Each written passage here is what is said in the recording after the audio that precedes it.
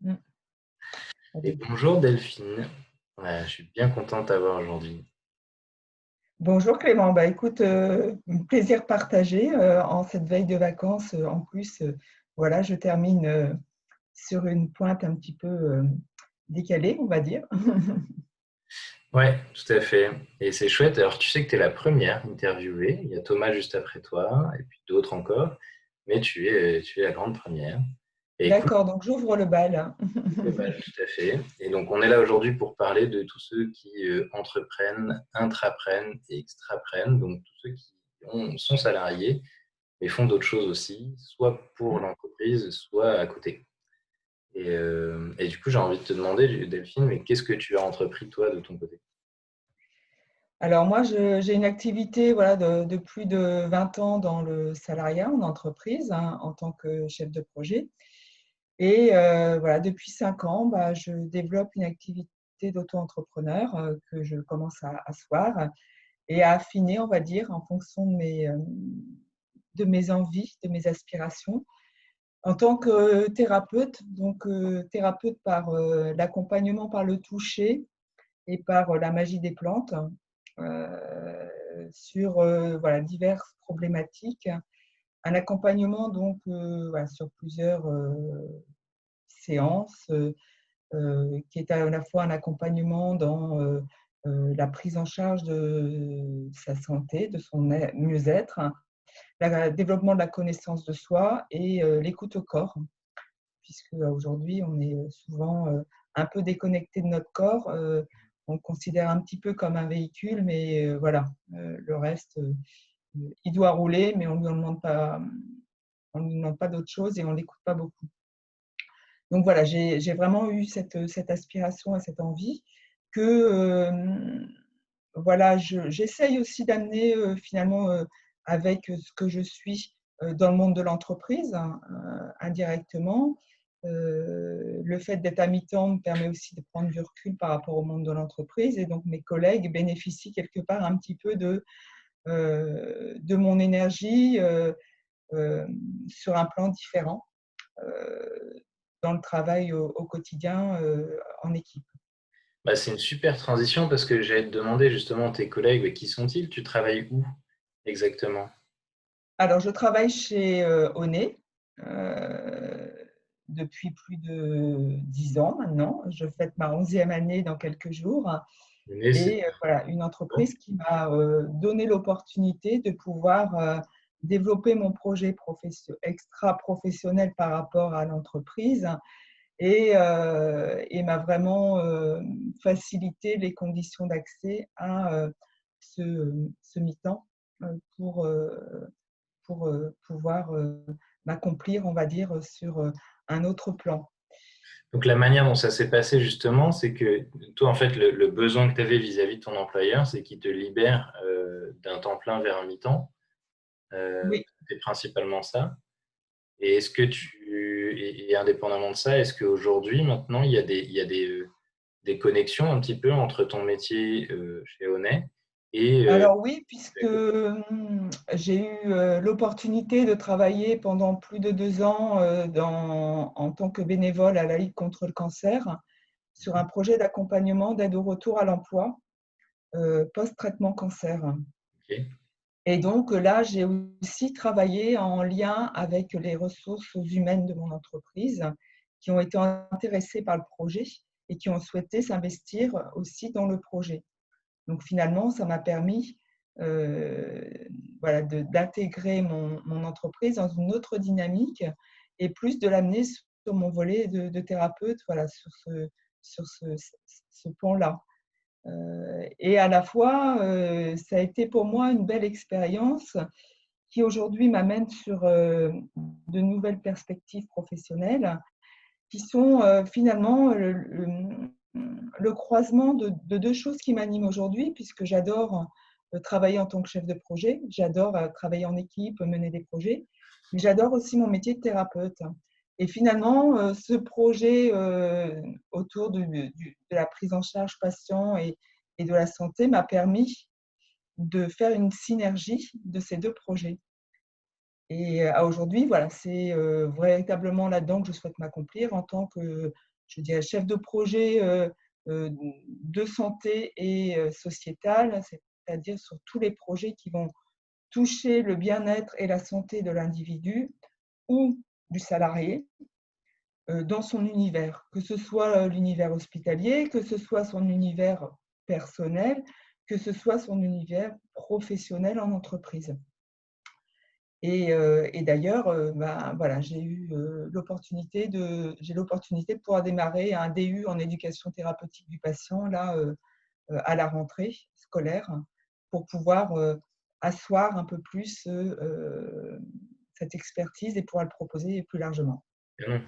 Donc là, ce que tu es en train de me dire, c'est que finalement, avec ce parcours, enfin, avec ton cheminement, tu en es arrivé à ce que ton rôle en tant que salarié et ton rôle en extra sont en train de devenir deux facettes d'un ensemble très cohérent, en fait.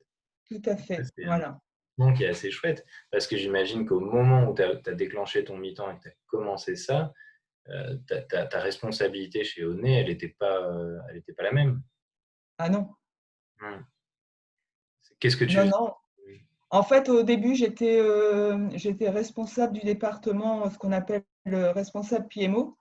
Donc, j'étais responsable Project Management d'une équipe. Office, c'est ça? Voilà, tout à fait. Donc, voilà, c'est un peu mon expertise, hein, c'est le PMO, c'est le management des projets d'une entreprise. Mhm. Donc, on a un petit peu la tour de contrôle, mais on est là aussi en accompagnement méthodo et en coaching des chefs de projet. Et puis, bon, bah, du fait de mon activité qui a basculé à mi-temps, j'ai laissé cette responsabilité à une autre personne et moi rejoint en tant qu'expert l'équipe qui s'est étoffée, qui a pris une dimension un peu plus importante au niveau entreprise. Quelle Donc équipe exactement? finalement, voilà. Tu as rejoint quelle équipe exactement? Toujours la même, mais s'est positionnée différemment dans l'entreprise. D'accord. Mais en tant que voilà, l'équipe a grossi et avec des responsabilités un peu plus hautes, un peu plus stratégiques. Donc du coup, c'était aussi très Hmm. intéressant puisque ça m'a mené sur d'autres plans. Oui, donc plutôt que d'être sur la gestion de l'équipe de gestion de projet, toi, tu allais prendre les projets qui t'intéressaient plus. C'est un peu ça, justement, ce qui était en lien avec le soin, avec le… Oui, voilà, bah, en fait, bah, vachement d'accompagnement et de coaching et de pédagogie finalement sur un autre domaine et des indicateurs de mesure et d'analyse et qui sont finalement des choses aussi que dans mon quotidien, je mets en application puisque d'une séance à l'autre, je demande des retours, on étudie les signes, on analyse avec la personne quels sont un petit peu les messages qu'il y a derrière ces signes. Donc finalement, sur d'autres plans, j'utilise des savoir-faire et des savoir-être qui sont finalement un peu similaires. Et finalement, de deux directions qui semblaient, je dirais, partir vers des horizons différents. Dans le cadre d'un coaching, bah, j'ai réussi avec la personne qui m'a accompagnée à faire converger ça et à faire une cohérence de finalement ce que je suis aujourd'hui et de ce qui me plaît aujourd'hui, quoi. Incroyable. C'est canon, c'est pas donné à tout le monde hein, d'avoir cet alignement qui se fait comme ça, mais c'est aussi, ça se mérite quelque part. Tu es allé le chercher Oui, et aussi. puis je pense que quand on avance au fil de l'eau, on sent on lâche des choses et ça, je dirais, c'est presque devenu une évidence. Voilà. Ouais. Je pense J'avoue que j'ai que un peu ça par aussi. rapport à ton parcours, il y a certainement des choses qui font écho aussi, où Oui, tout à fait. finalement, Hmm. Effectivement, il y a ce côté. Enfin, moi, j'ai vécu et puis une série, c'est-à-dire que c'est pas un seul déclic dans la vie, quoi, mais c'est plutôt une série mmh, de, de, de- de taquets qui passent comme ça où on se dit ah bah oui, là, il y a une évidence supplémentaire qui se met en place et qui amène de plus en plus de cohérence. Ouais. Dis-moi, Delphine, c'est quoi ta plus grande fierté par rapport à ce cheminement, du coup, à cette aventure? bah, la plus grande fierté, c'est d'avoir, je pense, osé l'aventure déjà. de lâcher des peurs, même si voilà, j'ai gardé ce mi-temps qui me sécurisait, mais en même temps, ça me permet d'être sereine dans mon activité de thérapeute, ce qui était important Mhm. pour moi. Et la deuxième fierté, bah, c'est voilà, le retour que me renvoient les personnes que j'accompagne chaque jour, avec un petit mot, un sourire, voilà, la façon dont ils quittent le cabinet versus quand ils arrivent. Voilà, pour moi, c'est ça, finalement, d'apporter à mon niveau chaque jour, de pouvoir voilà, donner une autre dimension aux personnes et de les faire redevenir acteurs de leur santé. C'est pour moi une satisfaction, quoi. C'est prise de conscience et et des fois, c'est révélation, quoi, pour ces gens-là aussi. Et ta plus grande difficulté? Bah, la plus grande difficulté, c'est, je pense, aujourd'hui, par rapport à mes aspirations, heu, j'adorerais justement travailler main dans la main avec le monde, heu, hospitalier ou de la santé, on va dire, avec, mes confrères et consoeurs, allopathes, hein. Mais voilà, c'est difficile de Est-ce que trouver tu des… peux dire en un mot qu'est-ce que c'est que allopathe? Parce que là, on a peut-être dit un mot que tout le monde ne connaît pas. Oui, alors là, on va dire la médecine telle qu'on la pratique aujourd'hui chez nous, hein, au quotidien, nos spécialistes, nos médecins, c'est-à-dire une médecine basée sur le symptôme, hein, et sur soigner un symptôme. Donc la Euh, médecine et occidentale traditionnelle, plutôt académique voilà, et pas et forcément. plutôt, bah, on va dire, sur scientifique, sur des preuves scientifiques basées voilà, et non pas peut-être sur voilà, sur les approches traditionnelles et où bah, c'est l'expérience qui montre que ça marche pour telle personne. Bien sûr, il n'y a pas d'études scientifiques, mais néanmoins, le résultat est là. Voilà. Donc, un peu toutes ces approches qui datent finalement pour certaines de plus de 4000 ans, hein, et qui continuent à perdurer. Donc, je me dis que si ça perdure, c'est que quelque part, elles amènent quelque chose, hein, Mmh. et qu'elles ont peut-être quelque chose à nous apprendre aussi. Mmh mh. Donc une difficulté, c'est d'essayer de travailler avec, tout un monde. Avec et non pas contre, et c'est bien là où je pense qu'on a tout le pouvoir de demain. C'est ce qu'on appelle d'ailleurs et qui émerge de plus en plus, hein, c'est ce qu'on appelle la santé intégrative. Aujourd'hui, voilà, on est plusieurs à intervenir dans l'accompagnement de la personne autour de la santé, que ce soit physiologique ou psychologique. Et aujourd'hui, cet accompagnement, il est d'autant plus performant s'il est pluripartite et si on travaille en équipe avec différents intervenants, quoi. Mais tout en étant en synergie et en cohérence dans cet accompagnement. Effectivement, si on est en confrontation et que chacun travaille en silo, ça n'ira pas. C'est un peu comme une équipe projet, voilà, Ouais. ou un orchestre. Moi, voilà, c'est ce que j'aimerais pouvoir faire, un bel orchestre avec tous ces musiciens et orchestré par une personne voilà, qui Mmh. donne le là. Super. Et tu as un enseignement à partager à tous ceux qui ont déjà démarré ou qui envisagent de démarrer une autre activité, soit au service de leur employeur actuel, soit quelque chose à côté? Bah, ce que je dirais, c'est ce qui est primordial pour moi quand on est thérapeute, c'est de travailler sur soi avant tout. On ne peut pas être un bon thérapeute si en parallèle on ne travaille pas sur soi et si on est dans l'humilité. Il faut rester dans l'humilité. Un thérapeute, c'est pas quelqu'un qui a tout pouvoir sur la personne, qui sait, c'est pas quelqu'un qui sait. Il va être juste là pour accompagner la personne et travailler avec la personne pour l'aider lui-même à savoir ce qui est bon pour lui. Nous, on est un éclaireur, mais Mmh. au final, celui qui a l'intelligence, c'est le corps. Il sait s'auto-guérir. La seule chose, c'est qu'il faut lui réapprendre à retrouver ce pouvoir d'auto-guérison.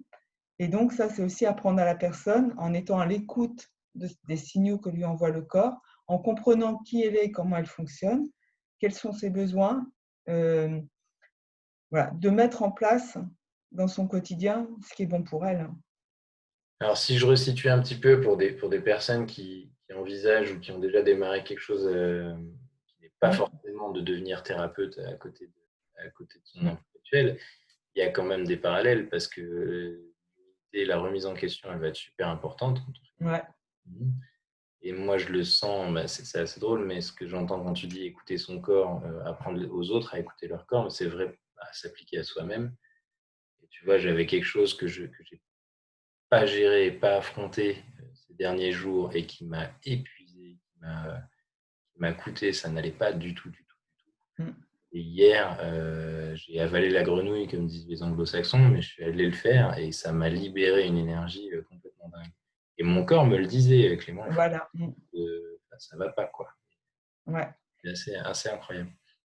Oui, je te rejoins. Je pense qu'effectivement, quand on a des décisions à prendre, qu'à un moment il faut se lancer, ou alors on a des propositions, on ne sait pas, on n'accepte pas. Je Mm. pense que celui qui sait, c'est pas notre mental, c'est notre cœur et notre corps. Et si on les écoute, eux, ils sauront nous guider. Ouais. Ouais, parfois, les décisions, on s'embête à trop les rationaliser. Ouais. Mm. Pas forcément très utile, effectivement. Ou même, c'est parfois très contre-productif. Parce que, d'ailleurs, moi, c'était un ensemble de plusieurs choses, en fait. Hein, mais j'ai vraiment été dans cette difficulté-là, là, d'essayer de rationaliser deux choses, alors qu'il y avait quelque chose que je sentais bien, quelque chose que je ne sentais pas bien. Il n'y avait pas qui était pas en résonance, comme on dit. Ouais. Ouais, ouais, ouais. Mm.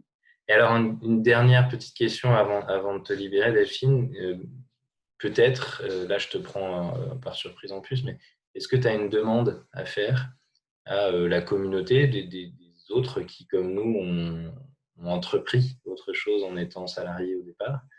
Ça peut être une demande de conseil sur une difficulté ou une question que tu te poses. Ça peut être ce que tu veux. Question. Bah, je dirais, bah, je lance voilà l'univers.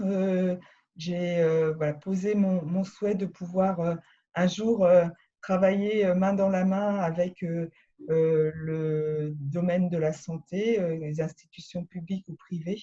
Voilà. Donc, si certaines personnes ont des contacts et peuvent me mettre en relation, bah, je suis euh, très intéressée, très motivée pour aller les rencontrer.